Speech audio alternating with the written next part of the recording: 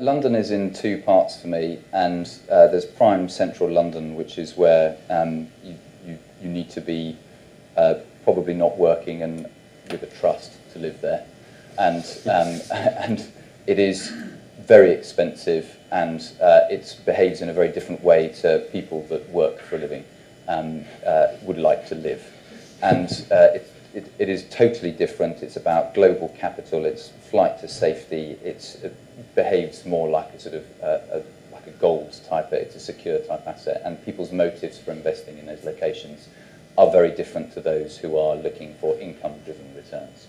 So, from a house perspective, where we see prime central London yields where they're netting around 1% and 2% today. In residential, we don't see there being significant growth in that going forward. So that behaves in a totally different way to the other parts of it. So there's a real polarisation when we talked about London. London, as an economy, I believe, is about the same size as Portugal.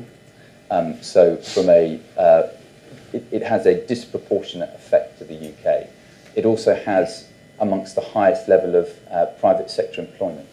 And that has quite a big impact on people's wage growth. So when we're focusing on places that we're comfortable investing in, going back to being the income investor, we need to look at that income-driven, we need to look at that wage growth. When you start going out into the big 6 cities, you're starting to look at much more public sector employment. There is clearly private sector employment, and there are clearly opportunities there. But I can bet you that if you bought properties in Burnley in 2007, you are probably still in negative equity.